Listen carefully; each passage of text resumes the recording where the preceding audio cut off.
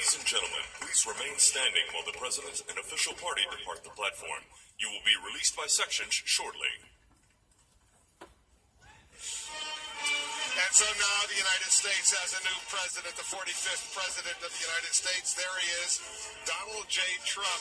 He takes office after delivering a speech, speech that he could have delivered, and he often delivered throughout the 18 months of his campaign.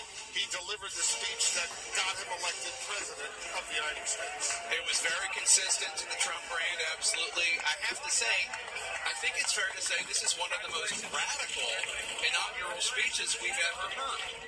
It was purely populist. It talked about the forgotten people. It attacked Washington while standing inside the center of Washington. He's surrounded by Washington insiders. There was nothing really particularly conservative about this Republican president's speech. It was pure populism. And in fact, it looked at the United States and the role of the United States in a way that departures greatly from what we've heard from all of his predecessors on the stage. Obama, Bush, Carter. It talked about America first as his priority. It was completely consistent with his brand, I have to say. It had a nice part at the end talking about how whatever color you are, like a soldier or black, brown, or white, we all bleed, the red-blooded patriots. But I have to say, I think it will go down in history as one of the most radical speeches ever given by a president. But very consistent, Dana, with the themes he uttered throughout that campaign. He did not forget who brought him to this dance. What up, Hillary? Very, very sharp, very specific about looking inward to America, a very nationalistic, populist, as you said, Jake, speech, talking about how he is going to make sure that he looks out for the people who feel left behind and focus on this country and focus on them and their needs first. No lofty rhetoric here. That was not what this was about. It's not who he is. We shouldn't have ever, nobody expected that.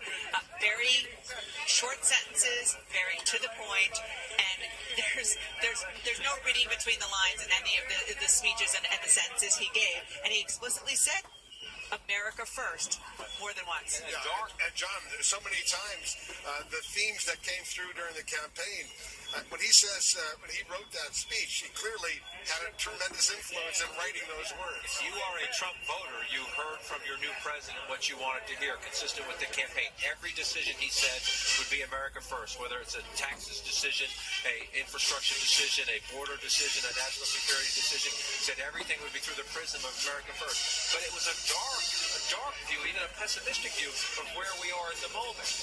The statistics would tell you illegal border crossings are down.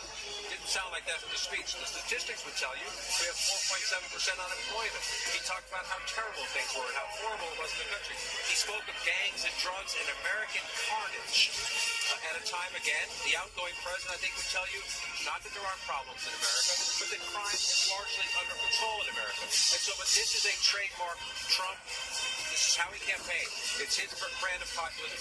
And what a scathing indictment of this town writ large, not just the Democrats, of this Washington establishment, he said, that enriched itself and had benefited from politics, but not the American people. Though he's off to a start that is very anti-establishment. Former President Obama about to be escorted by President Trump to that helicopter that will take him over to Joint Base Andrews and flying off to California. Anderson, lots to assess based on what we just heard. There is indeed, we'll continue to watch for the departure of former President Obama and Mrs. Obama from Executive 1.